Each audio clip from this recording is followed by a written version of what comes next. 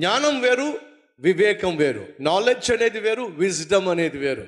Knowledge అంటే, జ్ఞానము అని అంటే నువ్వు చదివే పుస్తకాల నుంచి, నువ్వు వినే వాటి నుంచి, నువ్వు చూసే వాటి నుంచి సంపాదించేది జ్ఞానం. లెక్కల్లో భలే జ్ఞానం ఉందండి వాడికి, సైన్స్లో భలే జ్ఞానం ఉందండి వాడికి, ఇల్లు కట్టే విషయంలో, కన్స్ట్రక్షన్లో భలే జ్ఞానం ఉందండి, కార్ల విషయంలో భలే జ్ఞానం ఉందండి అంటారు. అర్థమైందా? మరి వివేకము అంటే అర్థం ఏమిటి? ఆల్బర్ట్ ఐన్స్టైన్ గొప్ప శాస్త్రవేత్త, నోబెల్ గ్రహీత. ఆ గొప్ప శాస్త్రవేత్త తాను ఆయా ప్రాంతాలకు వెళ్ళి తను నేర్చుకున్నటువంటి భౌతిక శాస్త్రం గురించి బోధిస్తూ ఉండేవాడు. తనకు ఒక కారు డ్రైవర్ ఉన్నాడు. వెళ్ళిన ప్రతి చోటకి డ్రైవర్ కూడా వెళ్ళేవాడు. ఒకరోజు ఈ ఆల్బర్ట్ ఐన్స్టైన్ని ఒక ప్రశ్న వేశారు. ఏమిటంటే, మీరు మహాజ్ఞాని కదా, మీకు తెలిసిన వారిలో జ్ఞానము వివేకము కలిగిన వాడు ఎవడైనా ఉన్నాడా ప్రపంచంలో అని అంటే ఆయన ఏం చెప్పాడు తెలుసా? నాకు తెలిసినంత వరకు నా డ్రైవరే మహాజ్ఞానము వివేకము గలవాడు అన్నాడు. అదేమిటి, మీరే మహాజ్ఞాని కానీ మీ డ్రైవర్ మాత్రం మహాజ్ఞాని వివేకం గలవాడు అని చెప్పి డ్రైవర్ని గొప్పోడుగా మాట్లాడుతున్నారు. కారణం ఏమిటి చెప్తా వినండి. నేను ఎక్కడికి వెళ్ళినా మా డ్రైవర్ని తీసుకెళ్ళేవాడిని. వాడు ఒక రోజు ఏమన్నాడంటే, సార్ మనం పలానా పట్టణానికి వెళ్తున్నాం కదా, ఫస్ట్ టైం వెళ్తున్నాము, వాళ్ళకి మీ ముఖం ఏంటో తెలియదు, మీరు చెప్పేటటువంటి పాఠాలన్నీ నేను కూర్చొని మొత్తం పట్టేశా. అక్కడికి వెళ్ళిన తర్వాత నేను ఆల్బర్ట్ ఐన్స్టైన్ లాగా నటిస్తా, మీరు డ్రైవర్ లాగా కూర్చోండి, మీరు చెప్పిన పాఠాలన్నీ గొక్క తిప్పకుండా అందరికీ బోధించేస్తా. ఒరే నిజంగా చేయగలవా? చూడండి సార్ కావాలంటే. ఎలాగూ ఆయన ఎలా ఉంటాడో తెలియదు కాబట్టి ఐన్స్టైన్ ఏమో డ్రైవర్గా, డ్రైవర్ ఏమో ఐన్స్టైన్గా అక్కడ నటించడం మొదలుపెట్టారు. ఈ డ్రైవర్ని తీసుకెళ్ళిపోయి స్టేజ్ ఎక్కిచ్చేశారు. ఈ డ్రైవర్ ఏమో మొదలుపెట్టాడండి పాఠాలు చెప్పడం, దుమ్ము దులిపేశాడండి. అందరూ చప్పట్లు చప్పట్లు చప్పట్లు కొట్టేశారండి. చప్పట్లు కొట్టిన తర్వాత ఒక అతను చేయి చూపించాడు. ఏంటని అడిగాడు. మీరు చెప్పినటువంటి పాఠాల్లో నాకు ఒక ప్రశ్న ఉంది అన్నాడు. ఏమిటి ఆ ప్రశ్న? ఏదో ఒక ప్రశ్న వేశాడు. మా నోడికి ఫీజులు పోయినాయి. ఇది ఎక్స్పెక్ట్ చేయలే, ప్రశ్నలు జవాబులు ఇది ఎక్స్పెక్ట్ చేయలే. ఆల్బర్ట్ గారు, నా ప్రశ్నకు మీ దగ్గర జవాబు ఉందా అని అంటే ఈ డ్రైవర్ కామ్ అయిపోయాడు. అస్సలు ఎక్స్పెక్ట్ చేయలేదు అది అని చెప్పి చిరునవ్వు నవ్వి, భలేవాడు అయ్యా, ఇలాంటి చిన్ని ప్రశ్నలకు ఆల్బర్ట్ అయిన నేను జవాబు చెప్పతే అది చిన్న చూపు అవుతుంది. మా డ్రైవర్ ఉన్నాడు అక్కడ, ఆ డ్రైవర్ వచ్చి దానికి సమాధానం చెప్తాడు, చూసుకోండి కావాలంటే. ఇలాంటి చిన్న ప్రశ్నలు నన్ను వేయకండి అయ్యా అని చెప్పి వెళ్ళి కూర్చున్నాడు.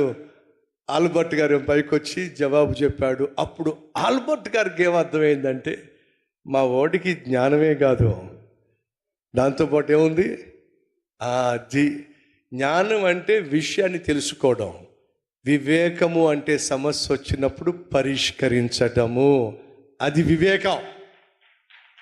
సో దేవుడు సొలొమోనుకి ఇచ్చింది జ్ఞానం మాత్రమే కాదు, సమస్య వచ్చినప్పుడు పరిష్కరించగలిగిన వివేకాన్ని దేవుడు ఇచ్చాడు.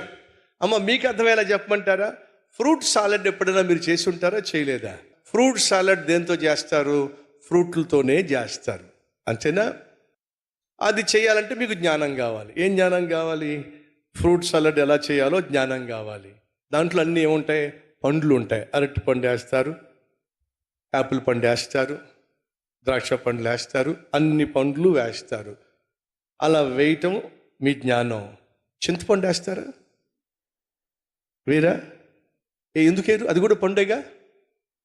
అది వివేకం. ఏమిటి? ఏ పండు వేయొచ్చు, ఏ పండు వేయకూడదో అది జ్ఞానం కాదు, అది వివేకం. ఇది పండే, తీసుకెళ్ళి దాంట్లో వేస్తే ఫ్రూట్ సలాడ్ కాస్త దరిద్రం అవుతుంది, అది వివేకం. సో దేవుడు సొలొమోనుకు జ్ఞానాన్ని ఇచ్చాడు, సమస్యలు వచ్చినప్పుడు పరిష్కరించగలిగిన వివేకాన్ని ఇచ్చాడు. ఇప్పుడు సడన్గా జరిగింది ఏంటో తెలుసా? తను పరిపాలన చేస్తున్నప్పుడు సమస్య వచ్చింది. ప్రజలందరూ కూడా ఎదురు చూస్తూ ఉన్నారు. ఈ సమస్యను ఎలా పరిష్కరిస్తాడో చూద్దాం రండి. కుర్రాడో న్యాయస్థానం మీద కూర్చున్నాడో, ఏం చేస్తాడో చూద్దాం రండి. సొలొమోనుకున్న గొప్పతనం ఏంటి తెలుసా? సామాన్యులు కూడా దగ్గరికి రానిచ్చేవాడు.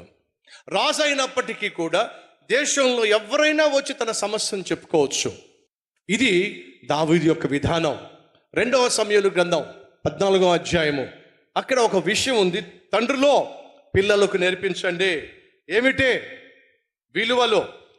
2వ సమూయేలు గ్రంథం 14వ అధ్యాయము 4వ వచనం, కాగా తెకోవా ఊరి స్త్రీ రాజు నొద్దకు వచ్చి సాగిలపడి నమస్కారము చేసి, రాజా రక్షింపుము అనగా, రాజు నీకేమి కష్టము వచ్చెను అని అడిగాను. దావీదుకున్న గొప్ప మనసు ఏంటో తెలుసా? మహారాజుగా పరిపాలన చేస్తున్న పేదలంటే చాలా ఇష్టం. పేదవాళ్ళు ఎవరైనా తన దగ్గరకు వచ్చి కష్టం చెప్పుకుంటే ఖచ్చితంగా ఆ కష్టాన్ని తీర్చే ప్రయత్నం చేసేవాడు. దావీదు గొప్ప రాజే కానీ ఎంత గొప్ప రాజైనా కూడా తగ్గింపు తత్వం గలవాడు. సామాన్యులను ప్రేమించేవాడు, దగ్గరికి రానిచ్చేవాడు. కాబట్టే దావీదు దగ్గరికి తెకోవా స్త్రీ వచ్చి, అయ్యా నాకు కష్టం వచ్చిందయ్యా అని అంటే, దావీదు అమ్మా నీకు వచ్చిన కష్టం ఏంటమ్మా అడిగి మరీ తెలుసుకున్నాడు. సహోదరులు సహోదరులు, దేవుడు మనల్ని దీవిస్తాడు, దేవుడు మనల్ని హెచ్చిస్తాడు, దేవుడు మనల్ని ఘనపరుస్తాడు. గర్వించకండి. ఎంతగా దేవుడు దీవిస్తే అంతగా ఒదిగి ఉండడం నేర్చుకోండి.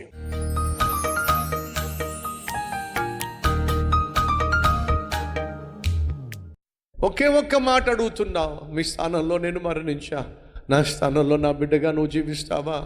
అయ్యా నీ బిడ్డగా జీవించగలిగిన కృప, నీ బిడ్డగా జీవించగలిగిన నీతి, యథార్థత, పరిశుద్ధత, ప్రేమ, కృతజ్ఞత నాయన మాకు దయచేయ అయ్యా. లోకంలో నాయన ఉన్నంత కాలము సంతోషంగా జీవించాలి, ఆనందంగా జీవించాలి, లోకానికి ఉప్పుగా జీవించాలి, వెలుగుగా జీవించాలి. మాలో ఉన్న సంతోషానికి, సమాధానానికి లోకం ఆకర్షితులై వాళ్ళు మాతో పాటు నీ సన్నిధికి రావాలయ్యా.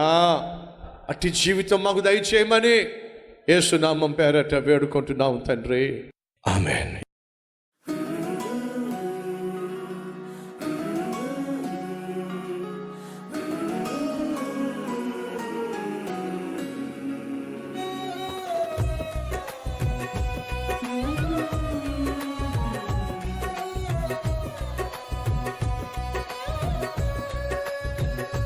Thank for watching. Please subscribe, like, comment and share.